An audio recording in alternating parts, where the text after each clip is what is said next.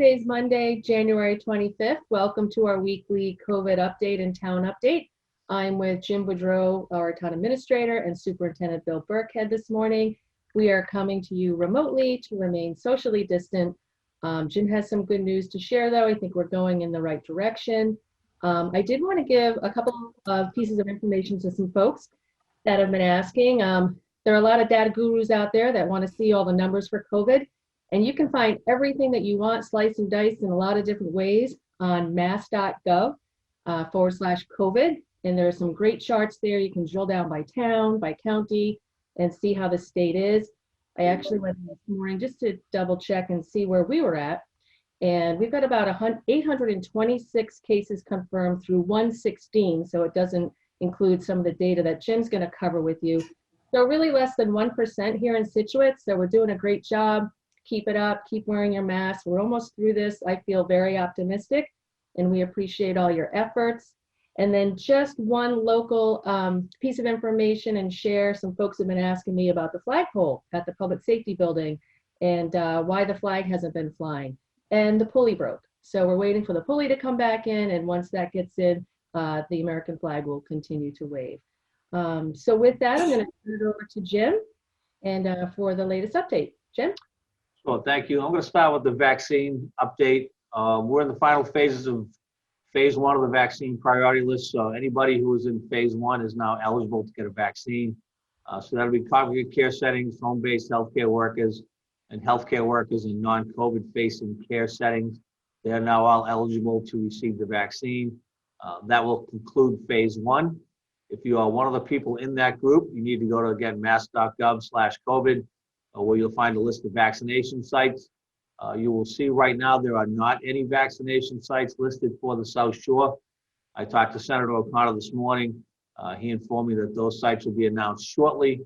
Right now, it's just a paperwork issue where DPH is clearing the final paperwork hurdles, but there will be several sites on the South Shore.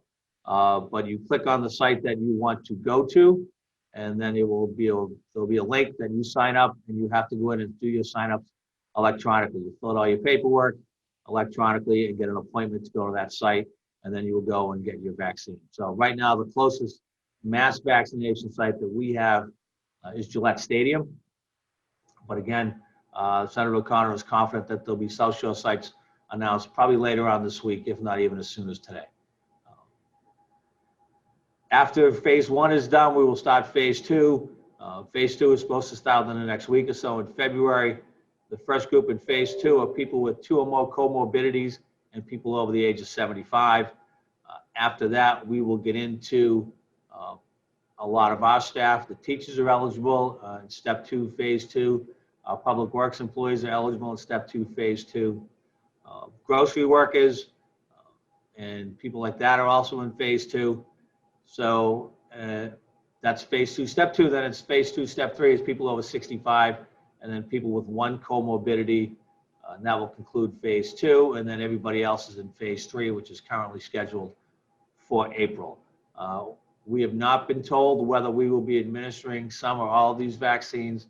As soon as we know, we will let people know. I would assume we would get some vaccines to do the town employee population, but again, we have not been informed as to how phase 2 is going to be rolled out at this point.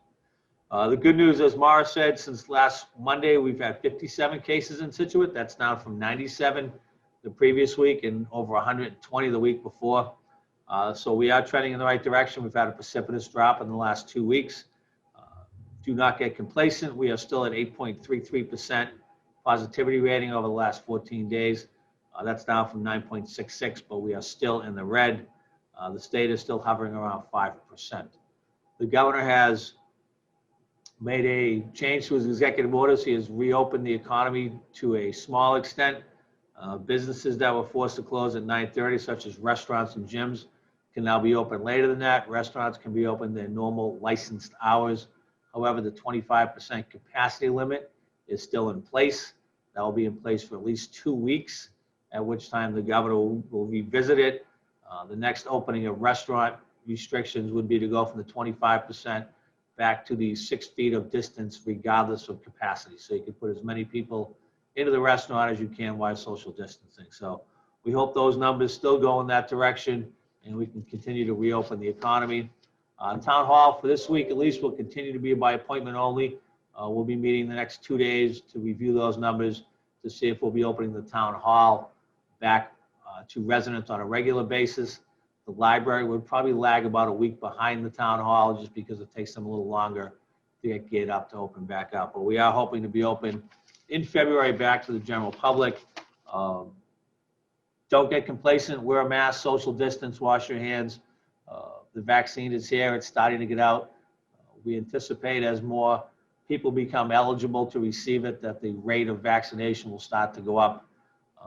And we're ready in Scituate. If they give us the vaccines, we'll get them into people's arms. So we're just waiting to know what they're gonna do with us and we'll get going. 2 projects to update on. Cedar Point is still ongoing. That's going to be a long haul, but again, we're urging people to not go to Cedar Point unless you live out there. The trenches are big, the machines are big, the work is complicated, and the less people we have out there, the better for that project as it's ongoing. Cole Parkway has started. You'll see the cranes down there. They're working to put the pilings on the pier. That'll be completed for the start of the boating season. The bids are out on our water line projects for the 2-inch water lines that are around town. Those are lines that we cannot flush because they're not big enough to have hydrants on. They contribute to groundwater issues down where they are. There's a lot down along the water. Those bids will be back in the next couple of weeks. We'll start those projects in the spring, and those will go a long way, along with the installation of flushing gates and hydrants to really continue to tackle the groundwater problem and make some more improvements in that system. As I let the board know last week, our new software is online for online burning permits. If you need a burning permit, instead of calling the dispatch, just go to situatema.gov and there's a link right on the homepage to get your online burning permit and pay for that. That will take a lot of work off our dispatches, so we urge you to go use that. Next up on that new software will be the building department to update and put new software in for online permitting and things like that. So that'll be a big help to all our departments. Finally, the Ellis Estate legislation is passed. We're waiting to get a final copy of that. That will put to bed any issue about the Ellis Estate not being protected in perpetuity. The next step in that project is we will now start working with the Wildlands Trust to get the conservation restrictions on those properties, and that will finish that for well and for good and put it to bed. So that's nice to know that after, I don't know how many years more, that is finally moving towards completion. And that's what I have for today. Great, thank you, Jim. Superintendent Burkhead, you have some good news for our school community today. Thank you, Select Person Curran. The kids are back today, so we're excited for that. It's been a few weeks, and I'll get into detail on that in a moment, but our students and staff are back in school. There's a lot of energy in the building, so I want to just welcome everybody back and look forward to a great week of school.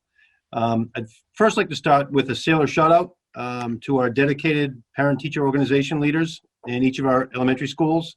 I was able to meet with them last Thursday for over 90 minutes to hear all the great things that our PTO leaders are doing for our staff and students and families in our schools. So just wanted to let them know how impressed I am with them. And we also had a good question and answer period to get to know each other. So very productive. And I want to just thank all of the hardworking, dedicated parents that are committed to our PTOs. As far as the wellness update, again, the kids are back in school. I do want to quickly share the process we use because there have been a lot of questions on how we determine moving from one learning model to another. Our leadership team is in constant communication almost daily with our district physician, the Mass Department of Public Health, the local Scituate Board of Health, who has been outstanding, the Department of Elementary and Secondary Education, and our own Medical Advisory Committee, along with our leadership team in the district. The purpose of these meetings, we assess the state, student, and staff COVID numbers. We review our metric, which I'll share in a moment, and we determine the safest way for our students and staff to physically be in school. The 4 metrics include one, the color-coded metric that Mr. Boudreau referenced this morning, which is a 14-day average. We happen to be in the red, and the state guidelines ask that we look at a trend over several weeks. So we've been in the red for a few sessions, consecutive sessions here. The next one is the percent positivity rate. It's the percent positivity of cases in Scituate and the state. So again, those numbers were mentioned this morning by Mr. Boudreau. The third indicator we look at are, which is a very important one, is the individual school and district data. Well, these are the number of positive cases in each school in our district in the total combined.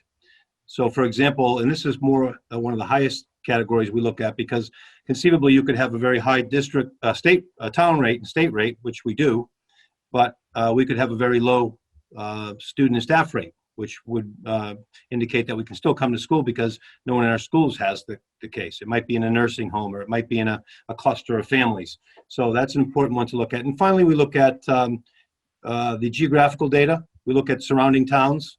You know, what's happening in Marshfield and Cohasset and other towns. Are they in the red or yellow? Because we know our teachers travel from these towns as well. So I think it's a nice model. It's been consistently used all year, and it's been successful for us.